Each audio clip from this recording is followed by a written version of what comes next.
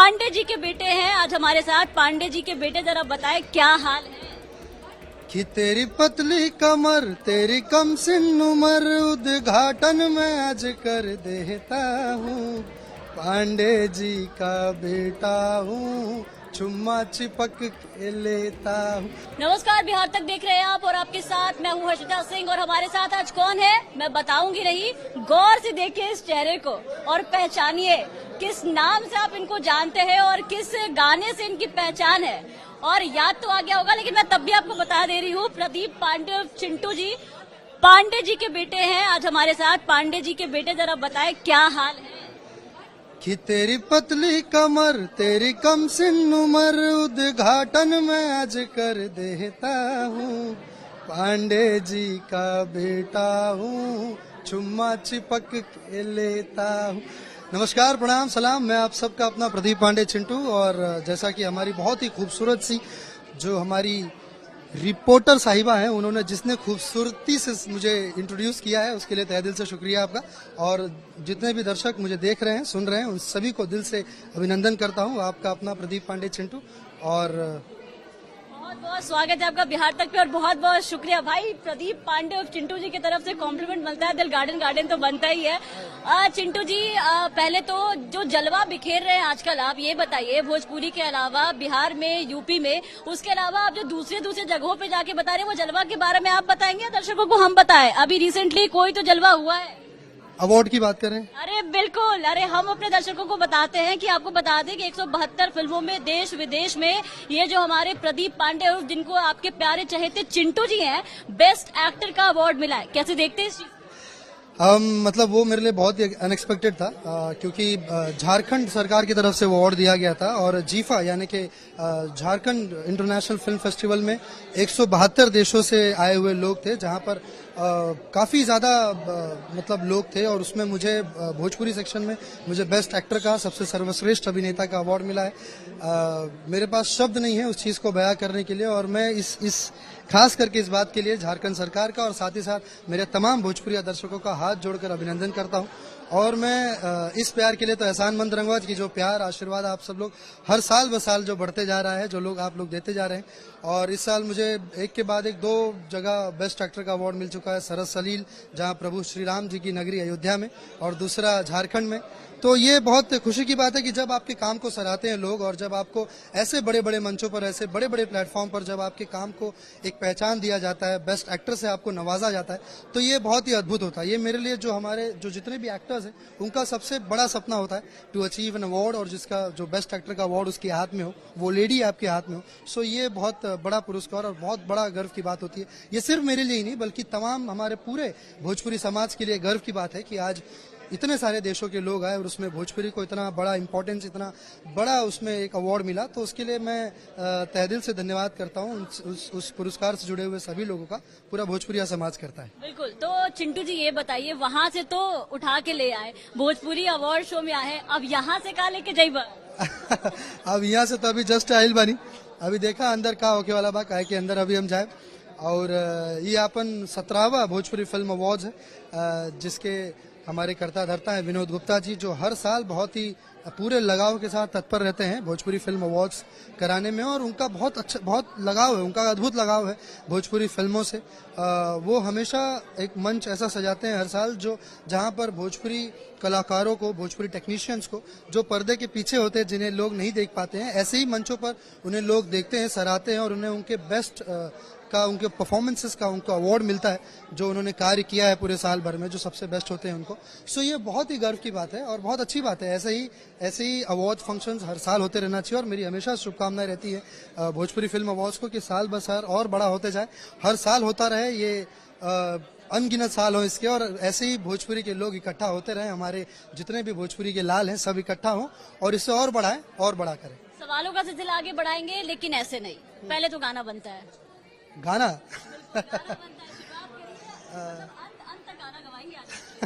Actually मैं बहुत ज्यादा एक्साइटेड हूँ। नहीं, ऐसा नहीं है। मैं बिल्कुल, पिछली बार हमारी फोनिक जो हुआ था, हमारा स्टूडियो में जो हमारा इंटरव्यू हुआ था, बस उसके बाद आज फेस टू फेस इतनी खूबसूरत हसीना से आज मेरा सामना हुआ है, मैं अपने दिल को थाम नहीं पा रहा हूँ। क्या बात है। अंदर मेरे रोम रोम में प्यार भर गया है, तो मैं अब क्या गाऊं, मैं आप ही के लिए गा देता हूँ कि जैसन सोचले रहनी ऐसन धनिया मोर बाड़ी, हसावर न गोर बाड़ी हो, थोड़े छोर हर पातर मोट थोड़े थोर बाड़ी, सांवर न गोर बाड़ी हो। अरे बहुत बहुत शुक्रिया आपका चिंटू जी। अब आपकी चिंटू जी की मम्मी जी आई हैं, पिछले इंटरव्यू जो दर्शक हमारे देख रहे होंगे उनको याद होगा कि चिंटू जी ने ये अवार्ड हाथ में लेकर के गाया था ये गाना, और आज ये मेरे लिए गा रहे हैं, तो बहुत सौभाग्य की बात है। चिंटू जी की माता जी हमारे साथ है। आंटी प्लीज स्टेज पे आ जाइए। अरे बहुत बहुत शुक्रिया आंटी जी। पहले तो आपको आंटी जी तो बोल सकते हैं पहले ना सब आपको। जी जी बहुत बहुत शुक्रिया आपको कि भोजपुरी में इतना उभरता हुआ कलाकार आपने हमें दिया है। मतलब चिंटू जी जहाँ भी जाते हैं किसी चीज के बारे में चर्चा करे ना करे, पिछली बार जब हमारे से इंटरव्यू में भी बैठे थे तो एक चीज जो इनकी जुबान पे ऐसी चढ़ती है कि वो उतरने का नाम नहीं लेती। किससे प्यार करते हैं, किसके साथ जाते हैं, किसको मानते हैं, हर चीज में एक शब्द आता है और वो है माँ। किसी भी माँ के लिए उनके बेटे की तरफ से इस तरीके का प्यार कैसा लग रहा है? आज आपके लाल ने कमाल कर रखा है। बहुत अच्छा लग रहा है, बहुत प्राउड फील कर रही हूँ और मैं बहुत खुश नसीब हूँ जो ऐसा बेटा। बहुत ज्यादा है खुश नसीब कि आपको ऐसा चिंटू पांडे जी जैसा बेटा। खुश नसीब समझती हूँ और मैं चाहती हूँ मेरा बेटा और आगे जाएगा और जाएगा।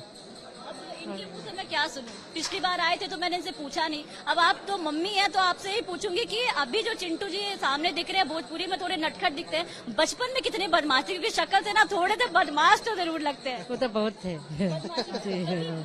कहते हैं ना कि हमारे यूपी बिहार में मम्मियाँ इसलिए फेमस होती है ना कि चिमटा से, बेलन से, चप्पल से। सेम सेम हर चीज से, झाड़ू बेलन बर्तन ओ हाथ ओ मतलब पटक पटक के कुछ नहीं बचा है।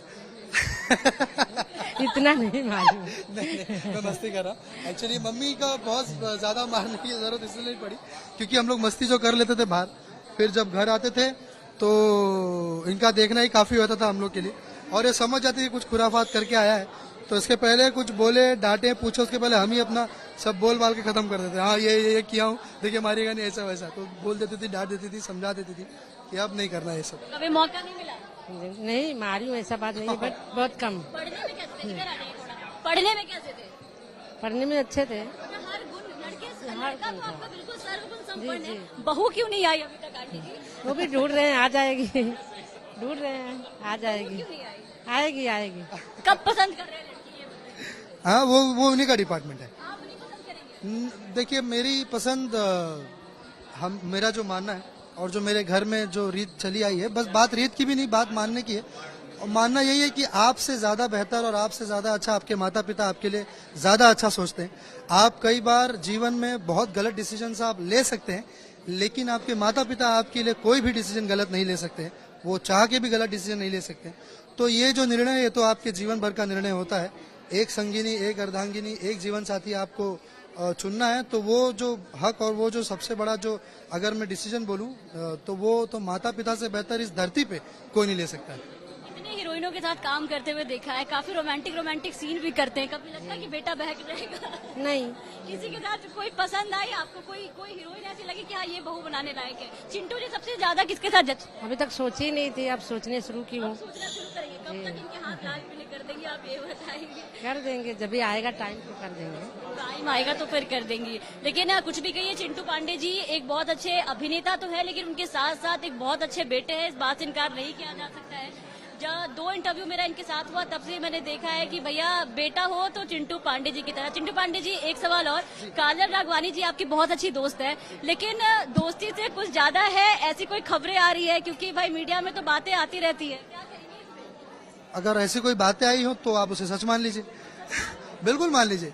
आपको जिसके साथ आपको खबरें आए आप उसको बेहिचक सच मानते थे। ये दर्शक तुरंत भाभी बनाने लगते हैं। अरे भाई वो उनका चॉइस है, उनको जिसको भाभी बनाना है, बट जो अभी ऐसी कोई बात नहीं है। हम बहुत अच्छे दोस्त हैं और बहुत अच्छे को एक्टर्स हैं, और सबसे अच्छी बात है कि हमारी केमिस्ट्री बहुत अच्छी है।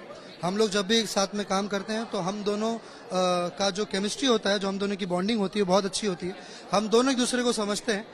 चाहे वो जब सेट पर होते हैं तो 1 महीने के लिए या जितने भी समय के लिए हम शूट कर रहे होते हैं, तो वही हमारा परिवार होता है। चाहे वो हमारे को एक्टर्स हो, चाहे वो टेक्नीशियंस हो, आपको अगर उस समय जो भी होगा तो आपका परिवार आपके साथ नहीं होगा, लेकिन वो परिवार आपके साथ उस वक्त होगा। तो वो परिवार जो होता है वो आपके हर सुख दुख में आपका उस समय साथ देता है। तो कोई भी को एक्टर हो, उसके साथ आपकी बॉन्डिंग, आपकी केमिस्ट्री अच्छी होनी चाहिए। आपके उसका दुख और वो आपका दुख समझे, उसकी खुशी और वो आपकी खुशी समझे। तो वो कोई भी हो तो वो ज्यादा जरूरी है मेरे हिसाब से, क्योंकि जब आप काम कर रहे होते हैं तो सिर्फ काम के अलावा बहुत सारी चीजें होती हैं। बैक ड्रॉप में, बैक ऑफ द कैमरा बहुत सारी चीजें दिमाग में चलती है, बहुत सारी बातें चल रही होती है परिवार की तरफ से या समाज की तरफ से या फाइनेंशियली, बहुत सारी चीजें होती है।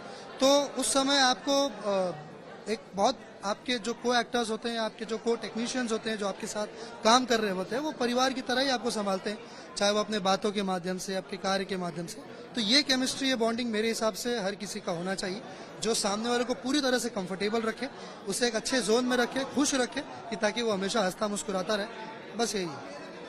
अब ये बताइए, हाँ, दर्शकों के लिए क्या है आपके पिटारे में, क्या क्या नए प्रोजेक्ट्स हैं आपके, क्या कुछ लेके आ रहे हैं, क्योंकि फैन बड़ी बेसब्री से इंतजार करते हैं। और आपको बता दूं कि लोग लड़कों को हैंडसम कहते हैं, मैंने पिछली बार भी कहा था, आपके बेटे को लोग ब्यूटीफुल भी कहते हैं।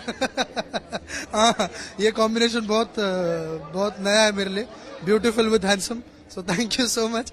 लेकिन जो भी है, दिल से आप सबका आशीर्वाद मिलता रहा है और हमेशा जीवन भर मिलता रहे, यही कामना करता हूँ। जो भी फिल्म है उससे अपना अथाह प्यार आशीर्वाद दें, अपने नजदीकी सिनेमा घरों में जाएं, अपने पूरे परिवार के साथ देखें। फिल्म आने वाली है जिसका नाम है इश्क, जो बहुत ही खूबसूरत कहानी है, एक अलग और अद्भुत लव स्टोरी है, जो आप सबको बहुत मजा आएगा देखने में आपके नजदीकी सिनेमा घरों में। बहुत बहुत शुक्रिया आंटी जी आपका भी, और बहुत बहुत शुक्रिया चिंटू जी आपका भी। पांडे जी के बेटे के साथ ये जो इंटरव्यू था आपने देखा, काफी मजेदार रहा और किस तरीके से जवाब दिया। भैया एक बात तो है कि जब भी चिंटू जी हमारे साथ होते हैं, कुछ हो ना हो लेकिन मजा बड़ा आता है, हमें तो आता ही है, साथ ही साथ हमारे दर्शकों को भी आता है। तो बहुत बहुत शुक्रिया, आप ऐसे ही हमारी हर खबरों को देखते रहे, बिहार तक से जुड़े रहे। धन्यवाद। मैं ले लेती हूँ।